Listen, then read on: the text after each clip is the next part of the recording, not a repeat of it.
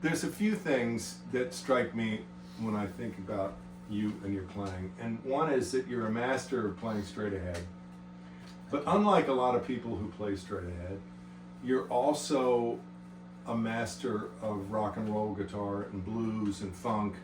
And I think this is, you know, your versatility, to use that word, your eclecticism is what ensures that you work. And you're one of the workingest guitar players that I know. I mean, just a few of the people that I know you've played with, and I know there's a long list, are Chris Potter, Michael Brecker, Dave Benny, Steely Dan.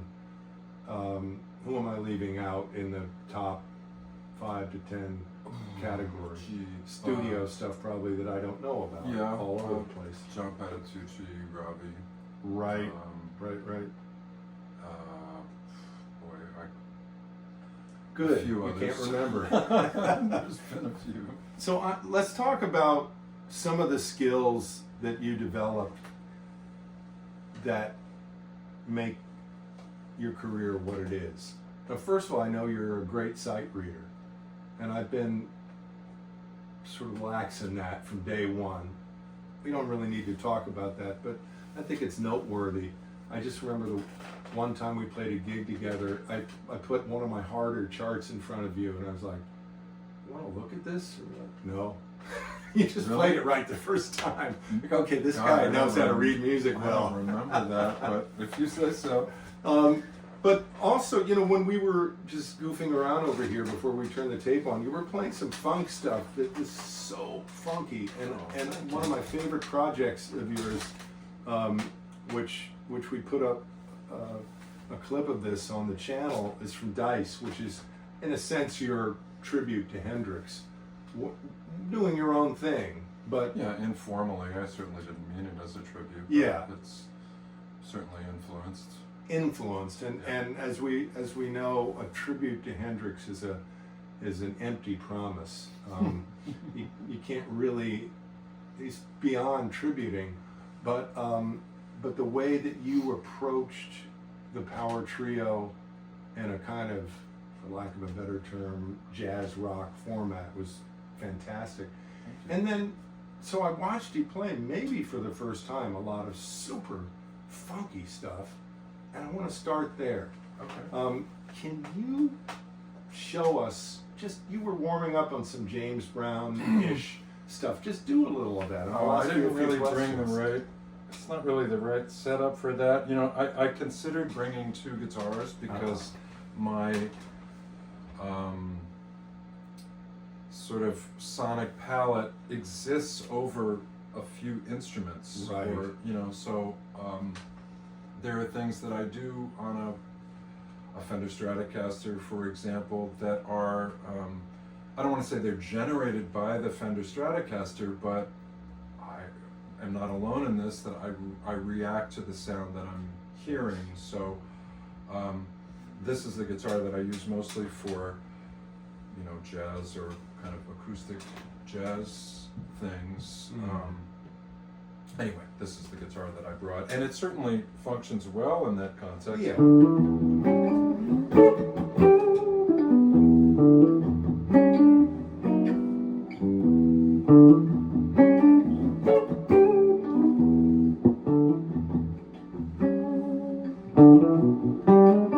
As a matter of fact, as per what we were saying, this is probably more appropriate sonically for a James Brown thing than a Strat would be. 'Cause I Right. don't think any of those, you know, that.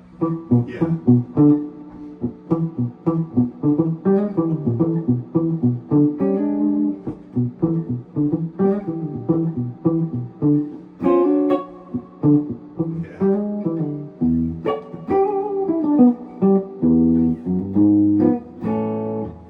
You know, that kind of, that nasally kind of sound that you could sort of get out of the middle position of a Strat pickup, but that is a little more.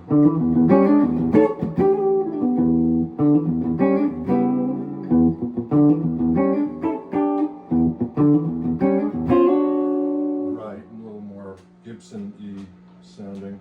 So the thing that I noticed when you do that is you've got this kind of ironclad time Thank you. that just kind of you can tell right away when you start to play. So, when did you start building that out in your playing? Jeez, I don't know exactly. I mean, I think, you know, like all of us, our playing is the result of all of these, you know, the years of practice and the years of experience. I started playing music when I was really young and started on drums when I was like, I mean, not seriously, but when I was like 5 years old, I started playing drums because my father was a drummer and there were drums around. So, on the guitar, you know, my initial inspiration, aside from just sort of being interested in the guitar initially, because it was around and it seemed like a cool instrument, you know, as an 11-year-old, was Hendrix. I mean, I heard, I don't remember what record it was, but a record that absolutely blew my 11-year-old mind. Like, you know, just something, an experience as a listener in music that I've had a few times, like with John Coltrane and, you know, Stravinsky, and where something just, you know, beyond music reached me, and I thought, man, I have to try to understand what that, you know, sort of force of energy is. You know, I remember it was a powerful sort of epiphanical, it's probably not a word, experience. Anyway, but the whole first few years that I played, all I did was try to learn how to play like Jimmy, whose time is legendary, impeccable. Yeah. So I mean, that was sort of where I started, and you know, I grew up in New York City in the '70s, and heard mostly, you know, I mean, and what I was into was like Zeppelin and P-Funk and Hendrix. Well, there were actual real funk bands, like the original funk bands, playing everywhere. Right, and so, and you know, everything that a lot of the things that I heard on the radio from a very young age, I remember hearing the theme from Shaft and going absolutely nuts, like when I was 6 because of the wah-wah on it. I had never heard a wah-wah pedal. Yeah. And then for some reason, I ended up with Curtis Mayfield's Superfly, the record. And this Four Tops record called Keeper of the Castle, which I still absolutely love. It's a kind of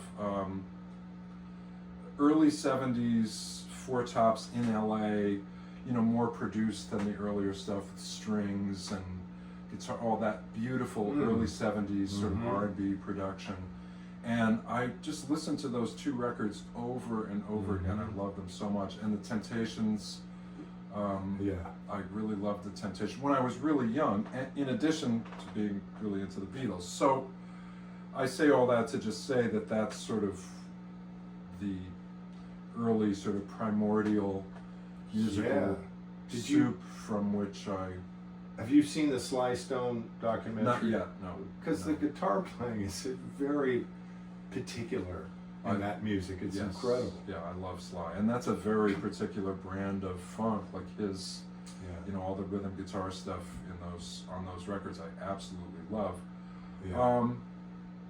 But I just want to single out also the Superfly record, which I revisited recently, and I learned that there was a second guitarist on there, and I forget. I don't know what his name is. I always would gravitate towards the. I'm sorry. The Curtis. That beautiful specific thing.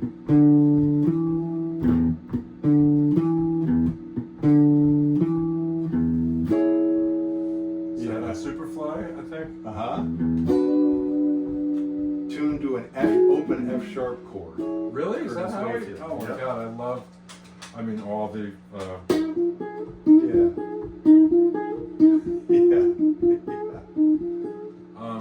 Oh no, that's. Sorry, that's what I played was Pusherman. Yeah, that's right.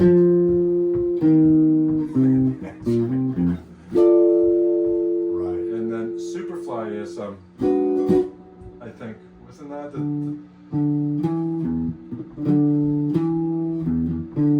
something like that. Anyway, that record just, I used to, you know, as a sort of nostalgic tribute to albums, which obviously have had a huge resurgence, vinyl LPs, I would look at the album cover where there were scenes from the movie, like Freddie, who became dead, running down the street, and Ron O'Neal, the star with the big mustache. And I couldn't go see the movie because it was R-rated. Right. So I would put on the record and just stare at the LP and imagine this movie. Anyway, but those were the records that I listened to so much as a kid. So I was always really intrigued by, like, you know, a certain kind of rhythmic playing that kind of emanated from, you know, that music. Soul, R&B, whatever. It always really, really intrigued me. There was something in that, in the way the time was stated, and you know, those great feels and everything. Yeah. Well, it's so obvious even when you play straight ahead. But so I'm going to just jump forward, but then go back later. So, interestingly, then when you did the Dice record, which was 2017, which was a power trio with Nate Smith and Fima Ephron, that very specifically reached back into those earliest memories, but of course you're bringing all this incredible harmonic knowledge that you've developed over the years to that. So I think the fact that that music goes so far back for you is what makes that record so great in a way, because it's so deep in you. Thank you. I mean, it certainly, you know, is something that I've been living with since I started playing the instrument, and I had always wanted to do something in that power trio instrumentation, and for some reason, right before, I guess around 2007, 2008, Fima and Nate and I were playing a lot right around then with Chris Potter. Fima, I obviously go way back with, you know, Lost Tribe, and before that, and Nate and I had been playing together for quite a few years with Chris when it was Craig Taborn, and then when Craig couldn't make it, Fima would play. So we were playing a lot, and playing with the two of them together, I think, was a big part of what inspired me to sort of cook up a repertoire to play trio, which, as you know, is a very specific thing, right? Really like hard, as far as I'm concerned. And very unforgiving, especially in that context. I mean, I've made a couple of jazz trio records, which are, you know, it's very challenging to play in that sort of open context.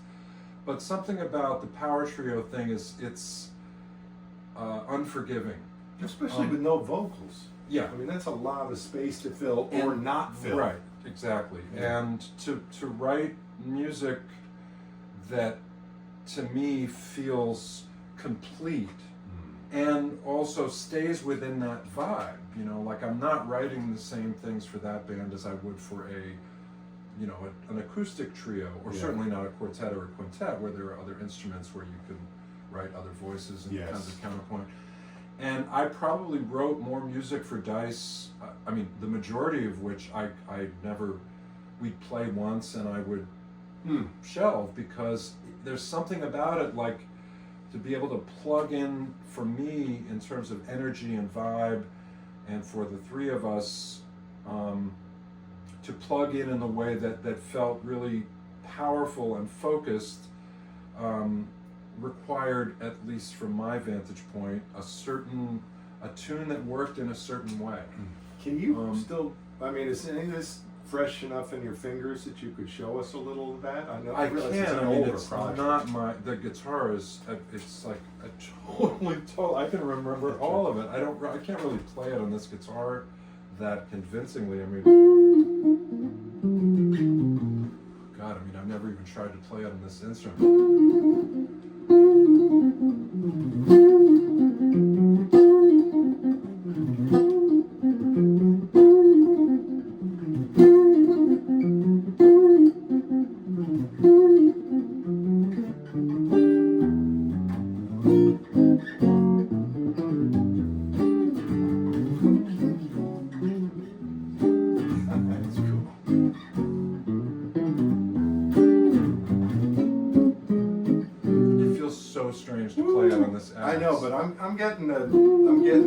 whatever. And I know what it sounds like on this track. But it's funny even It's because just the strings almost are, like there's a mute on top of everything rather than the crackle Yeah. of the string. but what other? There's a whole bunch of other. Let me just ones. ask you about that one piece, because there's very small, in a way, very small things you're doing that are very big that make that what it is. So basically, it's sort of like a Power to Love from Band of Gypsies, but you're throwing in an odd a bar. Yeah. You're throwing in these parallel chords that are no one else would do. You're, so these little things that in and of themselves maybe are unremarkable, but in the context of that entire collection of sounds are totally distinctive. I'm glad you think so. Well, to me, they reference what's Right. cool about the Band of Gypsies, but Right. they also are you. Yeah. And so there's these kind of like very sly, I don't mean Sly Stone, but Yes. the clever or funky things that you're doing that don't feel self-conscious or too fancy at all. They still feel super funky. Well, I mean, I think that to maybe your point, that the when I wrote all that music, the sort of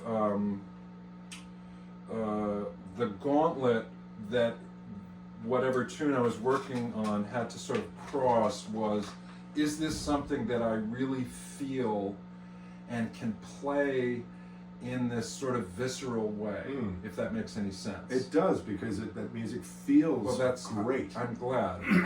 Not all of the stuff that I would, work on ideas for that band, and if we play it and I couldn't connect with it, I mean, I'm trying to sort of explain this very intuitive experience, Yeah. as typical, I guess.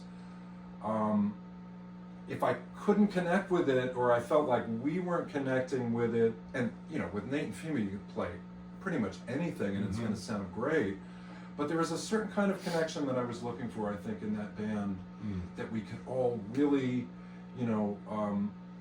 connect. And on that tune, we, it feels like you're playing a much simpler thing. A lot of that has to do with the fact that Fima and Nate can take a, even highly complex figure, let's say, and just make it feel like you're playing something really simple. It always feels fantastic. And those kind of odd time things are, it's not a big hurdle for either one of them. So we could play, and Nate always would find the thing that would groove through all of those that's a skill. things. Yeah, it never sounds like like disjointed or something. There's always this thing, because and I wrote that tune and all of the music that we played with that group for them and me to play. Yes.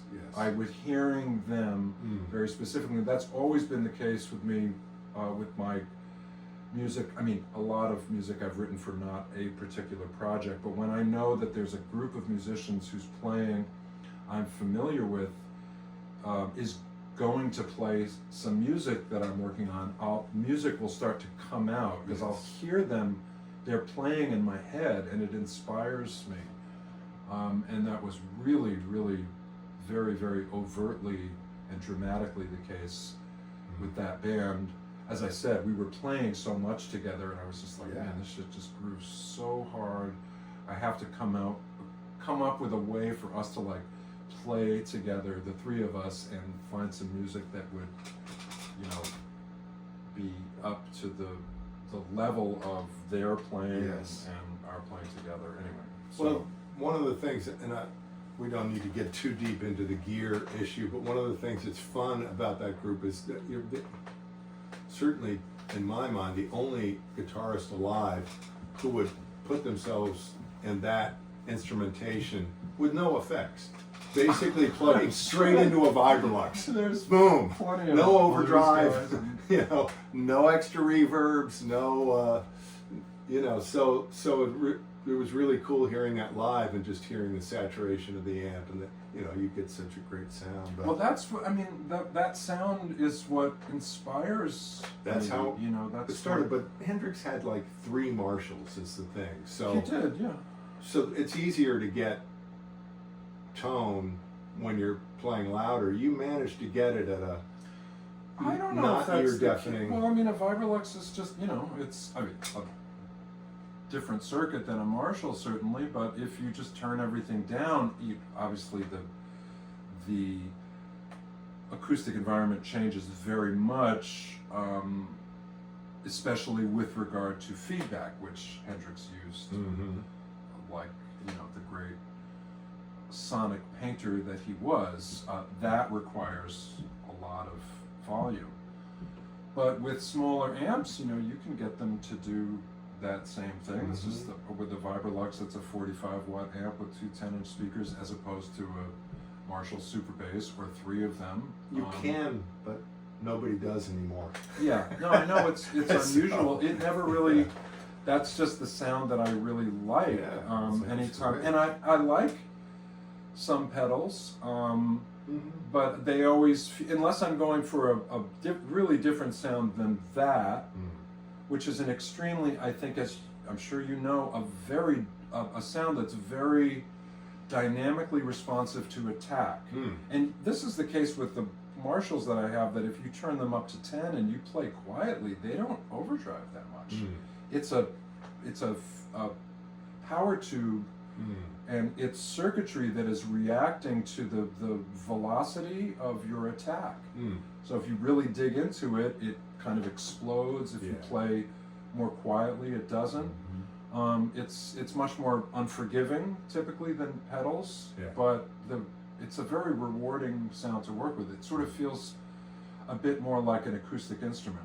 Also, you hear pick attack through that kind of power tube distortion a little more clearly than you typically do with pedals. Interesting. And I sometimes, never thought of that. Because you never hear Holdsworth's pick attack. You don't, but it's beautiful. I mean, that's the sound that he was striving for. I love his the early shit where he didn't have, you know, where it was more of a raw sound is also beautiful.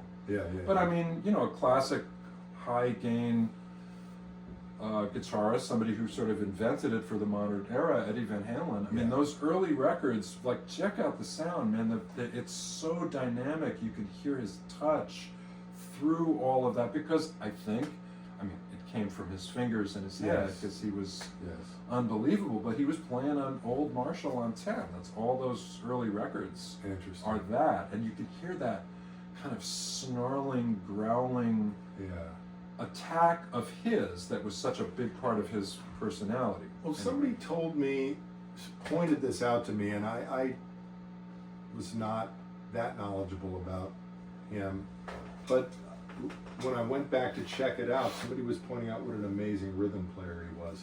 And I think that is part of what you're talking about, because that attack, it's so immediate. There's nothing between him. Yes, that's absolutely. And I love all of the, you know, the hammer-on stuff. I mean, it's amazing. But my favorite thing is the way he plays the parts. I mean, the way he digs into time. You know, his pocket was ridiculous. Did you go through a phase where you were learning Van Halen tunes at all? Not at all. I missed them. Yeah, me too. When they first got popular, I sort of discovered Van Halen much later, like in the last 20 years. Discovered, I mean, I heard the shit on the radio. Yeah, of course. And appreciate I always it liked later, it, but I never really thought about it that much. And, you know, I really got into him like in the last 20 years. I just love them. And it's not just the spirit of that music. It's so kind of funny and I know, it makes outrageous. You feel like a kid again. Yeah, and it's very LA, but also very gritty. There's a great thing of them, a live performance in '78 somewhere, like in Niagara Falls, I think, that's fucking ridiculous, because he played that shit live. I mean, his whole thing was really, and it was a real band. I mean, they played countless gigs, and there's just this I don't give a fuck attitude and funny and great shit. Anyway, but my shit was Hendrix and Zeppelin and P-Funk, and then when I got into trying to understand what jazz music was to me and to try to learn how to play it, I just kind of stopped listening to popular music. So Well, in the 80s, I wasn't really terribly cognizant Me of too. what was happening. But you told me that you studied with John Scofield back when he would actually sit down with people in New York City and give them a private lesson. Quite a few lessons right before he started playing with Miles. Because he told me he wasn't going to be Early 80s. teaching anymore because he was going to be playing with Miles Davis, and I was like, oh my god. Yeah. So 82 take us is- back to that time and you know, because your harmonic sense is really remarkable. What are some of the things that, I don't know, you're sitting in the room with Scofield. What happened? Well, with John, we would, as I remember, we would just get together and play. Mm-hmm. So I had, I guess, learned how to play decently enough to be able to play tunes with John. I had studied with a bunch of teachers prior to taking lessons with him and had gotten to some, I guess, passable level. I studied with a couple of really great guys, Howard Collins and Barry Galbraith. Oh my God, you studied I very did, well. yeah. Well, no Barry. wonder you learned how to read. That guy. Well, was, you know, the I studio wish guy. I had studied with Barry a little later, because when I studied with him, I don't remember that well. He and Howard and Chuck Wayne and this guy Alan Hanlon, they all taught. It was like a hive of old jazz guitarists on 53rd and Broadway in this smoke-filled, kind of dingy Really? studio where I just remember everybody wearing sort of a cardigan sweater or something. Is this mid 70s? No, this is would be early 80s. I Okay. think. Yeah. So I studied with Barry, and then I studied with Howard before I knew anything about jazz music, and then I think I studied with Barry a little bit after. I also studied with this really great teacher in Los Angeles, where my dad was living when I was a kid, who taught at what was then GIT. Yeah. Whose name was Tony Baruso, who was a very, very influenced by Pat Martino, who was teaching at GIT. I think it was when he was recovering from his neurological thing. And Tony was a real Pat acolyte, and really probably was the only teacher I had who really sort of laid out, you know, whatever could be laid out, at least from my vantage point, about objectively with regard to jazz theory, that kind of explained a lot of things to me, and then allowed me to sort of learn on my own. Just, you know, what modes were and substitutions and these kinds At the of same things. time, weren't you getting a master's degree in classical guitar? Not a master's degree. That was a few years later when I went to, when I decided to go to music school. I made the decision to study classical guitar. It wasn't a master's, just undergrad, but I went to study classical Okay, so guitar. you for 4 largely years. learned, unlike almost anybody you'll run into today, you actually learned jazz through private lessons and the records. And I listening. learned from a few private lessons and mostly from Autodidact. listening to records. And once I learned how to read, it was really, I've always been a very kind of, I don't know what the right word is, thick-headed person, in that it didn't serve me well as a student in school. Like if somebody told me I had to learn something, I did not take that to heart unless I understood why it was necessary for me to learn this thing. So familiar, and it did not serve me well. I mean, like, I went back in my mid-30s and studied all the classical harmony and stuff that I had rejected when I was in college. And I'm like, what was wrong with me? Why didn't I just learn it then?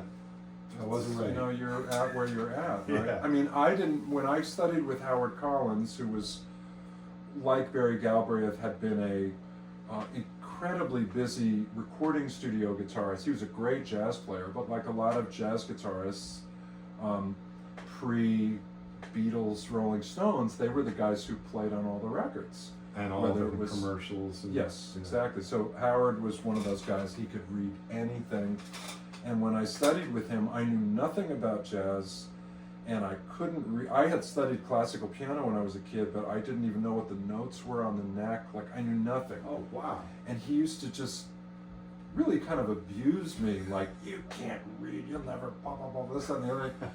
I couldn't put it together. I mean, I couldn't play a dotted quarter note. Wow.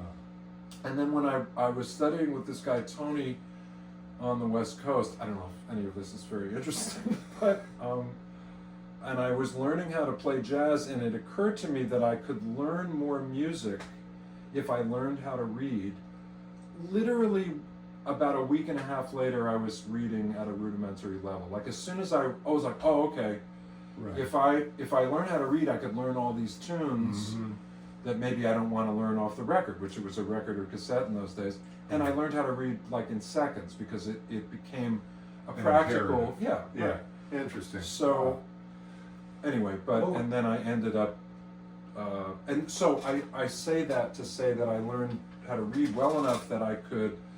The guy who sort of turned me on to straight ahead jazz when I was a kid was this friend of mine who played alto saxophone, and all he knew how to do was play Charlie Parker solos out of the Omnibook. I don't even think he knew that Charlie Parker improvised them. It was just like, it was almost like classical music. Wow. And if he played with people, he would just play a bird solo.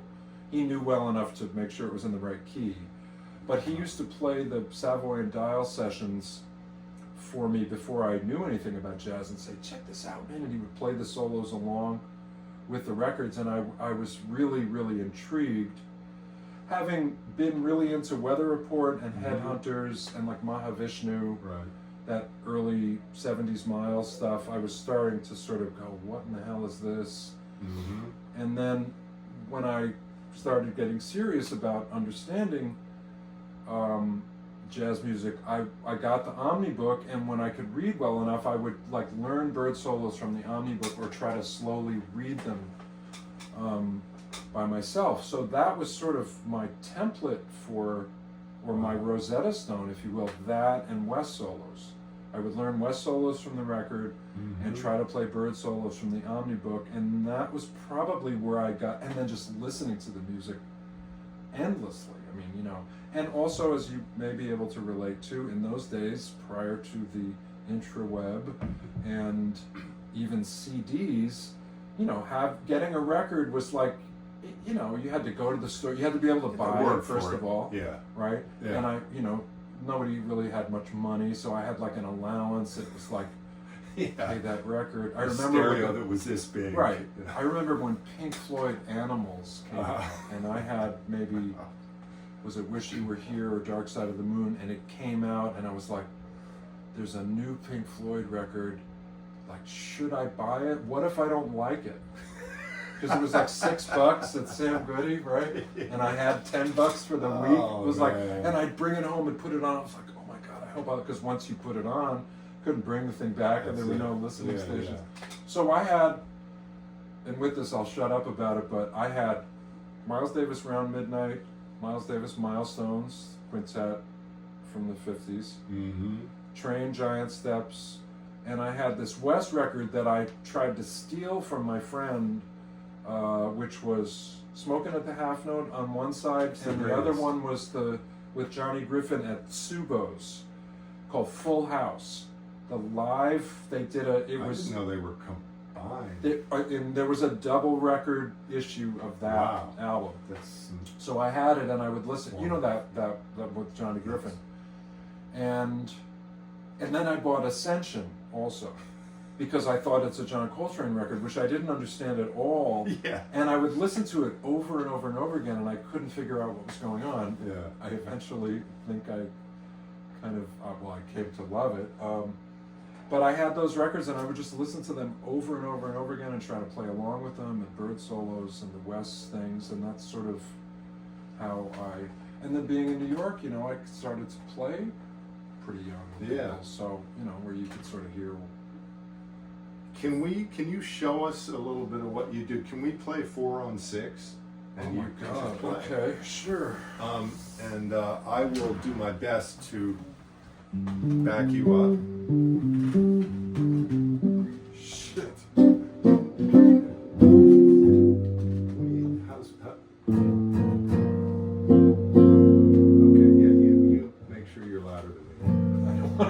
I don't want to be too loud because it'll highlight my. Yeah, you just play the, we'll go right from the melody and then you just solo, okay? Let's play the whole thing. Okay.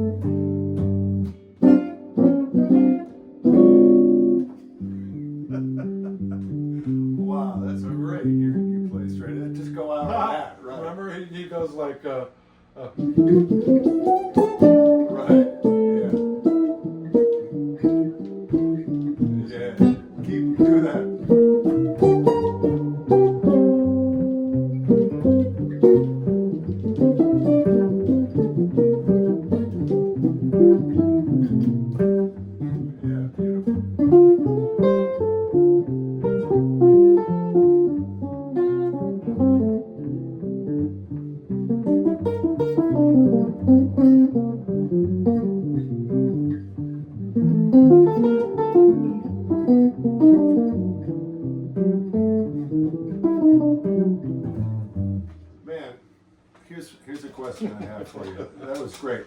That sounds great. I was just playing around with that very recently, in fact yesterday, which is good timing for us doing this today. I haven't played that and tune so, in a long time, so.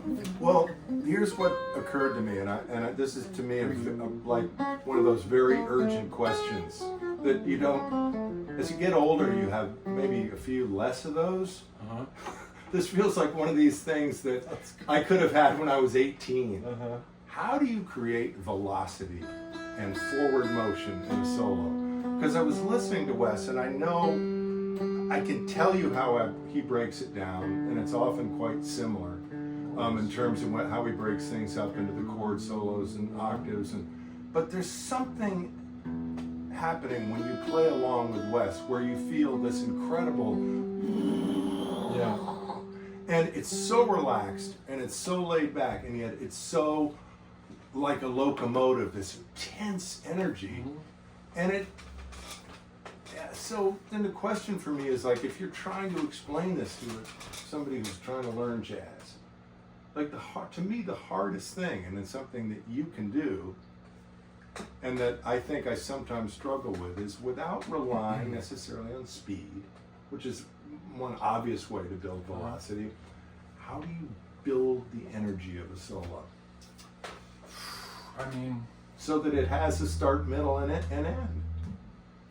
I don't know how to answer that, really. I mean, I don't know if I know the answer, certainly in an intellectual way. I mean, speaking of Wes, he had there was a very similar architecture to all of his solos, which I don't care that he'd start out playing fine, single do it lines, every time. octaves, and chords. Right. So there was that sort of shelving, if you will, on every solo, which there's a natural architectural build there. Mm-hmm. So, thinking about that, having ideas that if you could ever sort of spool out ideas in a way over the length of a solo that had that clear of an architecture, again to use that word, to have, to develop an idea for a period of time until it, becomes another idea, and then develop that idea, and so on and so forth. That's just kind of the oldest, trick in the book, theme and variation. Everybody did that, from Beethoven and Palestrina. And then, with regard to Wes, again, there are the totally sort of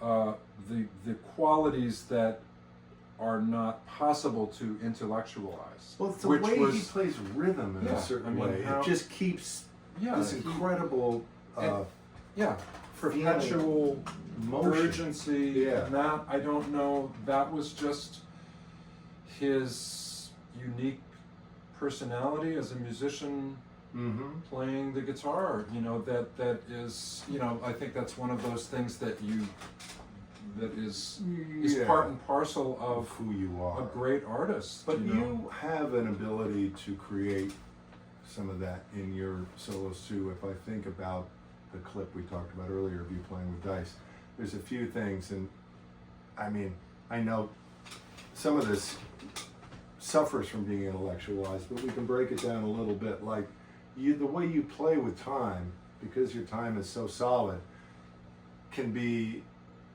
really be exciting. For instance, you'll all of a sudden start double timing because you have a lot of facility, or you'll start playing in a more syncopated way that lends a certain tension to the music. And also, you'll start playing these sort of superimposed scales, all of which I think create a certain drama. So could we just break this down a little bit? For instance, if we're just playing over, and your octave stuff was so great, but I'm going to just do this again and play with if you tell me if this sounds too manufactured. Cerebral. Well, yeah, but That's okay. it's occurring to me in the moment. That's all right.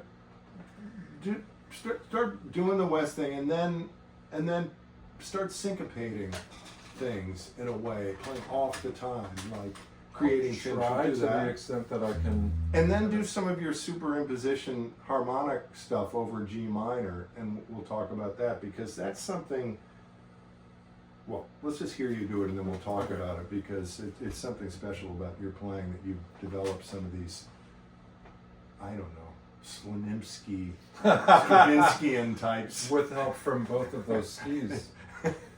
Literally, like The skiers. the skis. Yeah, okay. So I'm just over one chord. Sure.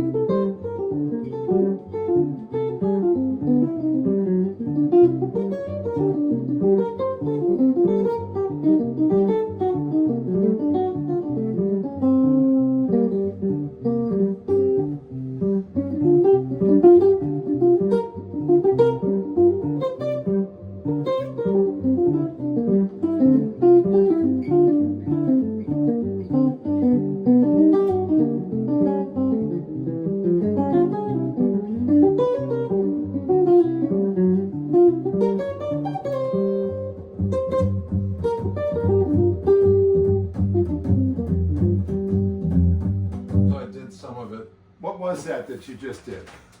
Which part? You started to superimpose. Okay, well, It seems like you were modulating. I was a little bit harmonically there towards the end. When I started out doing was to take one phrase and move it around. So Yeah. I played something, a simple phrase, and I just displaced it. Yes. Now, this is something I learned from, Bird did that a lot. You know, I think it would completely confuse everybody who was playing with, aside from Max and Dizzy. You know? Taking a phrase and just moving it around rhythmically. There's a lot of, to me, kind of interest there. Like, play the thing again.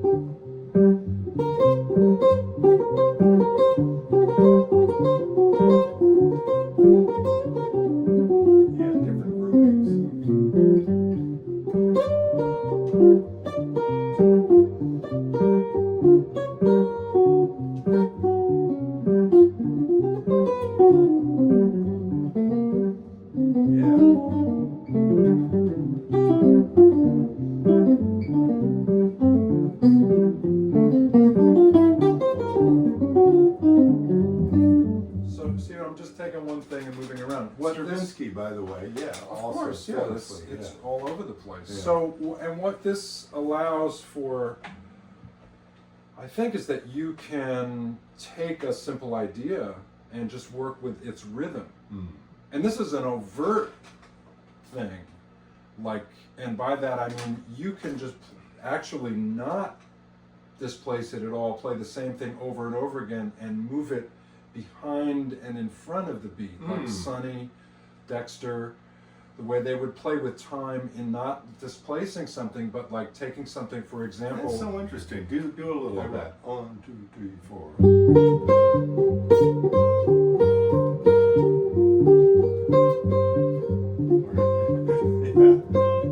Seems like you go into a different world.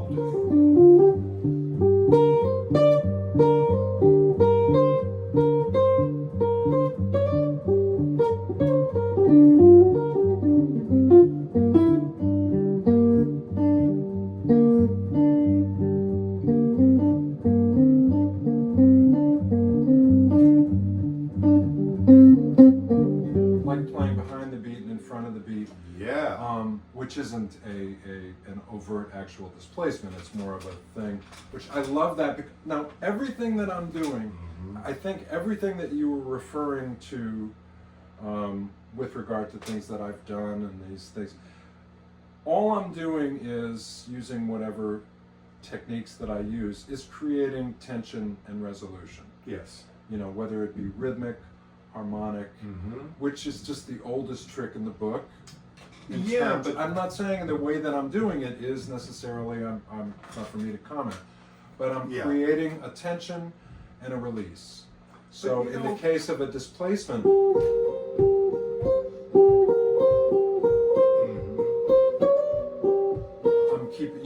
playing it boo do dee doo do dee doo do dee doo do dee doo do dee doo do dee. It's resolving at some point. Maybe it resolves in a weird place, but on a downbeat, and then keeps going. So I'm creating this tension and release, much in the way that 5/1 is a tension and release. Sure. And all the kind of polyharmonic or whatever the hell you'd want to call it things I'm doing are also, I'm going to, in the case of a tune like 4-on-6 or playing over a vamp in a particular key, I'm going to maybe superimpose these other harmonic, areas and then resolve them. Yes. So, not to reduce it into some simple thing, but the that's devil, of course, is in the details. Right, and then that's the big, if one were to do some sort of like Schenkerian analysis, that would be the big picture shit that's happening, and then there's all of these things, the specific ways in which I do it or somebody else does it. A lot of the things that I do harmonically, they come from a great many places, but I always remember this experience of the first time that I heard Africa from Africa Brass, where Train, when he comes in with the melody, I think it's...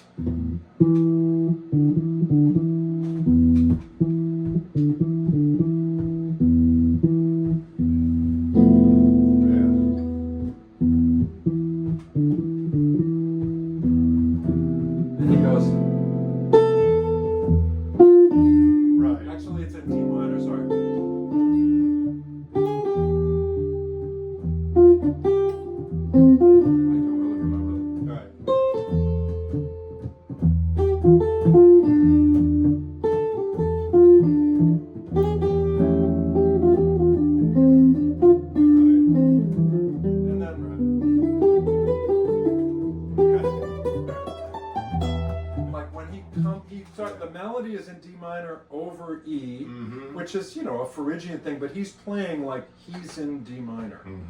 And then when he starts playing in E minor, it's like this incredible, it's like a door open and all this water just flies through it. And I remember being so struck by that, like, whoa, that's like, he's superimposing another key center that exists within that sound. It's D minor. It's within that E Phrygian thing. Yeah. But playing, and it reminded me of something that a teacher told me very early on. He said, you can modes, if you're playing an E Phrygian over C major, you got to make it sound like you're in another key. And I would go, what? I'm not playing the same notes. And he was like, no. You got to convince me. He would play C major and he'd make me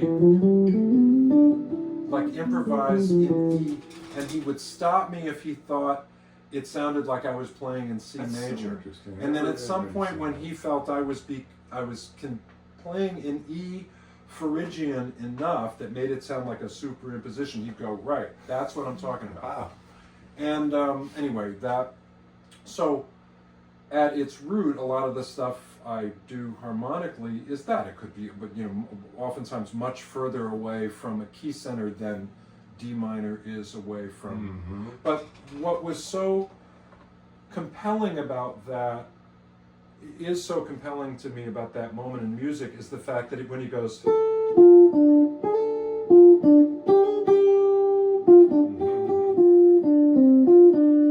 flat five, it's like he's living in the world of D minor, and the rest of the band with those great Dolphy arrangements, sort of big band fluttery things, and then again, when he starts playing in E, I get chills thinking about it. I mean, it's so powerful. It's like this thing that's like pulling, and then it opens, and it's like, man, it's just heavy. Yeah. And it's a tension and a release. So, you can accomplish that in many, many different ways, rhythmically. And everybody does have their own ways of doing it. And some people use less of that than others, and it's not so much a part of their playing. But to me, maybe this is too broad a generalization, but I think most of the very greatest improvisers have ways of doing that, conscious or not, that take them to that next Yeah, well, I think, to your original point of how to create velocity in a solo, I mean, all of the things that I mentioned that I think are so crucial to Wes's particular brand of velocity are not things that I could, or anybody could necessarily describe intellectually, because it's part of his thing, but creating, these ideas that and I'm thinking about one right from, that's not any kind of polytonal or chromatic anything, just this incredible moment that I always remember from, it's from Unit 7, and I can't play it, but it's when and then it goes, what is it?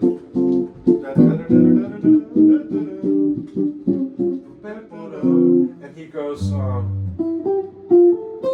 I can't remember what the pattern is, but he plays all this bad shit over the 2 5s, and then when it gets back to the 1, he plays this incredibly beautiful melodic figure that is just so joyous, and it's like, it wasn't like what he was playing was terribly tense or chromatic, but it was like this thing, and then it opens up and it just sounds like the clouds moved apart and the sun comes out.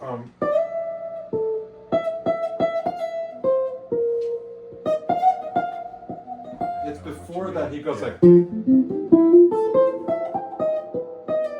I'm not doing it justice. It's a fantastic, if I had it available, I would play it. It's just one of the most beautiful moments in music.